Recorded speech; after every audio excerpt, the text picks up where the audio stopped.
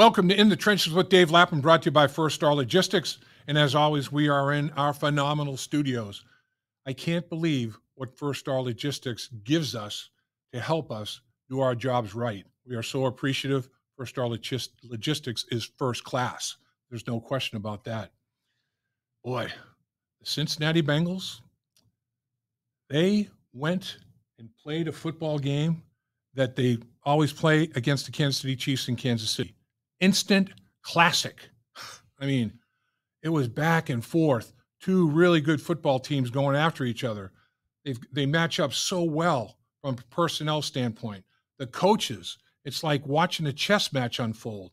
They know each other's tendencies so well, and they come up with little wrinkles here and there. It's just an unbelievable experience watching this football game unfold.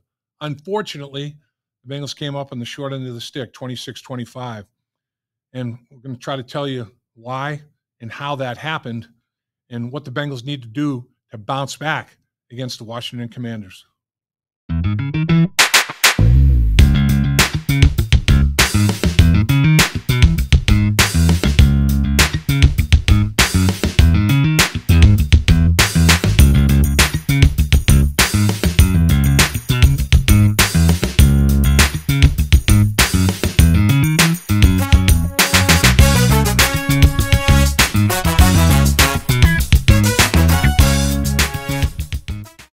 I don't know about you, but I thought this game was one of the most heartbreaking games in the history of the Cincinnati Bengals franchise. I mean, the Kansas City Chiefs and the Cincinnati Bengals, when they get together, they do it right. I mean, 26-25 is the final in this football game. I mean, every time they play, it's decided by a field goal. You know, a field goal kickers are huge. Money Mac has not missed a field goal in 6 years. He missed an extra point in this football game, which was a little bit of a problem, but the Kansas City Chiefs scored, and they went for two, and they didn't make it. If Money Mac had made his extra point, they would have kicked an extra point. So it's a factor, but it's not a huge factor, but it is a factor. But you look at this football game statistically, it's like, how'd they lose this football game? They led in every category. How does the team, Lou Anarumo's defense, they hold the Kansas City Chiefs at home to 1 for 8 on third down, 12.5% on third down. They hold a first ballot Hall of Fame tight end. He gets targeted 3 times. He only has 1 catch for 5 yards.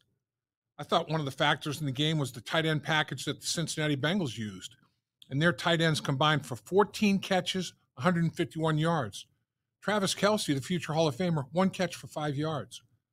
I mean, so many things in this football game. The Bengals were +2 in the turnover ratio. They had 3 takeaways. Chiefs only had 1. Problem is, on the one they had, forced a fumble, picked it up, scored. You score an unscripted, unconventional touchdown, numbers are usually like 85% of the time you're going to win the football game, particularly in a hotly contested, tight football game like this. That can be the thing that just kind of swings it. But man, this football game, the Bengals left 8 points on the field in the red zone. They had to settle for field goal twice in their 4 red zone opportunities. The Chiefs left 4 points on the field in the red zone, so there's a little differential there. But the big thing is, once again, Kansas City was able to rush the football. 32 carries, 149 yards, 4.7 average. Bengals, 22 carries, 74 yards, 3.4. That's 2 straight games where the Bengals have been the short end of the stick in terms of running the football effectively. And now in a 2-game stretch, the Bengals have run it 38 times for 144 yards, 3.8 per. 71 carries, more than or almost double what the Bengals have. 319 yards, more than double the yardage the Bengals have. 4.5 yards a carry, almost a yard per carry better. Going to have to get more competitive at the line of scrimmage, running the football and stopping the run. Teams are going to do it until the Bengals make some adjustments and don't allow people to do it. Both teams went for it on 4th down twice. One of them, the Bengals scored a touchdown. Both teams were 2 for 2 on 4th down. Both coaches are noted to be aggressive in that area, and they lived up to the billing. Zach Taylor and Andy Reid. But all these statistics, Bengals have 320 yards total offense. The Chiefs 286. Bengals ran 2 more snaps than the Kansas City Chiefs did. I mean, you're thinking, okay, they had to win this football game. No, they didn't. When you watch the tape, the Bengals are winning more snaps than they're losing. But man, one thing that crept up in this football game in the opener, they were only penalized twice for 10 yards. Each side of the football had 1 penalty for 5 yards. 8 for 79 in this football game, and they were big. I mean, they're massive. Here, let's take a look at the fourth quarter. What took place there? The Bengals had 25 yards on one drive that they had to settle for a field goal. 25 yards in penalties, and the Bengals have a 1st and 10 at the Kansas City Chiefs 33-yard line, and Orlando Brown gets called for holding. So now it's 1st and 20 at the Kansas City Chiefs 43-yard line. Then 2nd and 11 at the Kansas City 34-yard line. Jamar Chase has the unsportsmanlike conduct penalty, and he lost his poise. Jamar Chase has a rivalry going. There's no question about it. I mean, he gets after it. He gets after it big time with Trent McDuffie, and those two are very physical, big for their positions and physical. And Trent McDuffie likes to have this technique where he's like punching her at the throat. Happened a couple, 3 times. And then Jamar thought that he had like a hip drop tackle. And referee didn't see it that way, didn't call it. And I think Jamar it had built up enough what was going on between he and McDuffie. And they really, it is an intense rivalry, boy. They do get after each other. And he didn't hit him back, which was smart, or anything like that, but he went to the official, and when he wasn't getting the response that he was looking for, probably used some words that he regrets using and was flagged. 15-yard penalty, that was a killer. Becomes third and 22. Man, at the Kansas City 45-yard line. Evan McPherson still connects from 53 yards, but man, you're potentially driving for an important touchdown, and it doesn't happen. You end up in reverse a little bit. And then the safety blitz that Spags ran on a 3rd and 6. And the Bengals drive like 3 minutes and 27 seconds to go. Connor comes in untouched, free runner. That was just that was a heck of a call by Spags right there. It was pretty remarkable. Later on in this drive in the fourth quarter, the Kansas City Chiefs, as they're driving to kick the game-winning field goal, 4th and 6. After a 21-yard pass to Rice, Morris, big offensive lineman, to cut a touchdown pass. He gets called for legal use of hands. So his hands were good when Andy Reid decided to use him, and he does it a lot with big people. They report eligible in the short yardage goal line. He'll throw to these guys if they show they have good enough hands. Then he got penalized for illegal use of hands, which was big. He got his hands up in the face of Trey Hendrickson, who, by the way, had a big-time football game. Whew. Trey Hendrickson, that was one of his best. 2 sacks, myriad of pressures, and Andy Reid refuses to give his tackles help. And man, I'll tell you, Trey Hendrickson said, "If that's you're gonna one-on-one block me, I'm gonna get after it." And he had a productive day, to say the least. So now it's 4th and 16. We know it could have been big. I mean, that could have been the game's over. 4th and 16. Let him off the hook. The very next snap, penalty on Anthony. Defensive pass interference, 29 yards.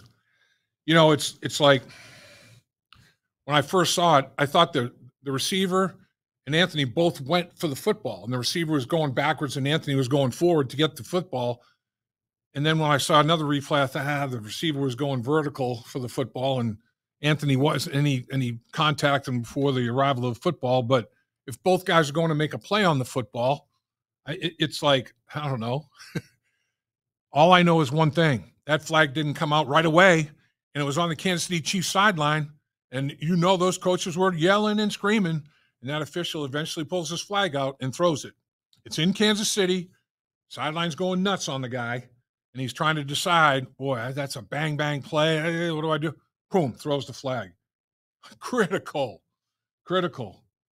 And then you have a walk-off field goal basically to decide that football game, which was a shame. But how about these kickers? 51-yarder walk-off decides it. It's amazing. You've got, Money Mac, like I said, missed his first extra point. And Butker, he's only missed one field goal in 6 games. 7 games for him against the Bengals. He's missed one field goal, made all his extra points. 6 games for Money Mac. He's only missed one extra point. I mean, these two kickers are huge, and they decide things. Money Mac, 4 field goals on the day. That tied his best that he's had in the game. It was well played. How about the third quarter? The Bengals have the ball once. They go on an 11-play, 70-yard touchdown drive. The Chiefs go on a 13-play, 65-yard touchdown drive. Then they have the ball for 4 snaps, only gain 13 yards because an interception curtails that drive. So the Bengals had 1 drive in the third quarter. The Chiefs had 2. But the reason is, 24 snaps in 2 series. It was back and forth in this football game as we knew it would be. It was an instant classic. Every time these two teams get together, they have an instant classic, and this one, no exception. Takeaways, obviously, you think 3 takeaways is good enough to win a lot of football games. There's no doubt about that. I thought the 4th and 3 call by Zach Taylor when Yosivas is running a route, it looks like he's going to go across the back line of the goal line, and he realizes the defensive back is going to take the bait. If he slams on the brakes, it goes the other direction, and he did it very quickly. Joe Burrow noticed it because right away Yossi makes that decision and breaks clean. That was an improvisational route, and he and Joe Burrow on the exact same page. So, that's a little bit like, Kelsey and Patrick Mahomes, and the Bengals pulled that off with those two. It really was a heck of an effort, a heck of a football game. Here's an interesting stat as well. From a big play standpoint, explosive plays. There weren't a whole lot of them in this football game, to be honest with you. Before I get to that, how about the Bengals linebackers? 2 linebackers combined for 28 tackles. Pratt and Wilson have 14 unassisted tackles, 7 each. And Pratt has 16 combined tackles with 9 assists to his 7 unassisted. Wilson has 12, 5 assisted to his 12 unassisted. Those two played their hearts out. And Lou Anarumo, can't say enough about his scheme. 3-man line, 4-man line, 5-man line, 2 linebackers, 3 linebackers, all different numbers at the corner and safety position and lining them up differently. It was typical Lou Anarumo. He had Patrick Mahomes, Buffalo. Patrick Mahomes for the game threw for a little over 150 yards, 151 yards, 18 to 25. He had a 44-yard touchdown pass. You take that away, and you can't because it happened. But, he's 17 for 24 for 107 yards. That's Patrick Mahomes. Unbelievable. They picked him off twice. Joe Burrow, he was 23 of 36, 258 yards, and he had drops. Gesicki dropped 1. Yossi dropped 1. There were some drops there. He could have had probably closer to 300 yards. He had 258, quarterback rating 103.7. All I can say is forget your questions about Joe Burrow not being back. Joe Burrow is back. Joe Burrow is right where he needs to be. And he's getting it done. He's competing at an extremely high level. And, in terms of big plays, the 44-yard touchdown pass obviously was huge for Kansas City. Other than that, their second longest play was a 16-yard play. They had 7 plays between 10 and 13 yards. So did the Bengals. 7 plays between 10 and 13 yards. They had a 19-yard play, a 37-yard catch by Gesicki. There was more run after catch. The 47-yard throw to Burton was a beautiful ball on the outside shoulder of Burton between the numbers and the boundary. That was a beautiful throw by Burrow. So not a ton of explosives in this football game. The 2 defenses did one heck of a job. This one is an extremely tough football game for the Cincinnati Bengals to swallow, boy. A very, very tough pill. So they fall to 0-2. But in my opinion, I'm still bothered more by the Patriots game. You know, the Kansas City Chiefs, both teams are really good football teams. They both played at a high level, and it was decided in a game like that, any one of half a dozen plays, if they don't happen the way they did, the outcome's different. The Patriots game is one that, I'm still going to look back on that one and say, man, that was one that you had to have, and you just didn't. You didn't finalize. You didn't take advantage. You didn't execute. You didn't make plays that you needed to make. That's what the Kansas City Chiefs do. Is you look at statistically on this, it's like they were okay, but when they have to make a play to win a football game, they make it, or they force the other team to make a mistake that costs that football team the game. The great teams do that, and Kansas City's a great football team. And that Patriots game, the Baltimore Ravens and the Cincinnati Bengals are in the exact same spot right now. They're both 0-2. They both lost close football games to the Kansas City Chiefs. And they both lost football games that they shouldn't have lost. I mean, how about the Raiders come from 10 points behind in the fourth quarter? They score 13 straight points and win that game. The Ravens can't close out a game with a 10-point lead in the fourth quarter. And, of course, what the Bengals did with the Patriots, I mean, different order. I mean, the Bengals had their clunker in opening weekend, and then they go to Kansas City. Baltimore has the Kansas City game there for opening weekend, and they lose a tough one. And then the Raiders, week 2, I mean, they are exactly in the same spot. It's amazing. Who's going to be able to bounce back? Who's going to be able to bounce back the quickest? Pittsburgh Steelers. They've only given up 16 points all year. 10 in the opener, 6 this weekend's game. Mike Tomlin, they play defense, they run the football, and they just say to their quarterback, don't lose the football game. And Justin Fields is playing well enough not to lose the football game. And there they are in first place. Cleveland's 1-1.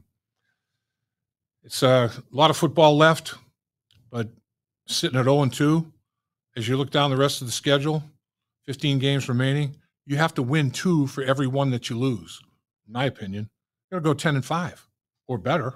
But at worst case scenario, 10-5, you got to win 10 games if you feel like you want a legitimate chance to get a playoff spot.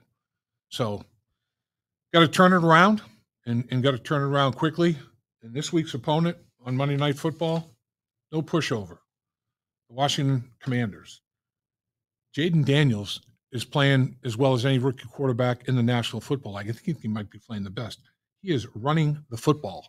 This guy has the speed of a wide receiver or a running back. I mean, his rushing numbers are crazy.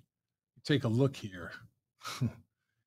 Daniels has 132 yards on 26 carries, averaging over 5 yards a pop. He's rushed for 2 touchdowns. They scored 3 rushing touchdowns. He's got 2 of them. This guy is one of those players where if it's not there for him to take advantage of with his arm, he's going to hurt you with his legs. He's completing over 75% of his passes, 7.74 yards per attempt, quarterback rating 97.2. Then you add over 130 yards rushing in 2 games. Man, that's significant. And whenever I think of the Commanders, I think about the defensive line of the Commanders, and it is significant, particularly in the interior. Payne and Allen. Payne is a pain in the side and other places. He's really a good player, and Jonathan Allen is tremendous. The 2 defensive tackles, the interior of the Bengals offensive line is really going to get tested in this football game. But no matter what, you have to find a way to beat Washington in Cincinnati on Monday night and start to get this thing turned around. I thought one of the most encouraging things of all, though, is watching Joe Burrow handle the football game. He took some shots. He took a scary shot on that one run. Linebacker just came downhill with his helmet, destroyed his shoulder. And Joe popped up. I mean, Joe said, I haven't been hit, haven't been sacked. Well, you have now. And he has survived it. And I thought that he executed and played a pretty darn good football game. Unfortunately, he had the turnover that they took back for the touchdown. And obviously, he's distraught and upset about that. But, man, he played at an extremely high level, executing from the pocket. I thought the other thing they did that was very wise, they got him out of pocket. They changed the launch point. And I think he took advantage of that as well. So 0-2. Got a little bit of a hole. You know, Rex Ryan was on television this morning talking about 1-9 in 5 years, the last 5 years for the Cincinnati Bengals. The last 6 years, it's 1-11 in the first 2 weeks of the season. Unfortunately, they know they have to dig themselves out of a hole. Fortunately, they've done it, and they know what it's going to take. It has to start now, though. Can't wait any longer.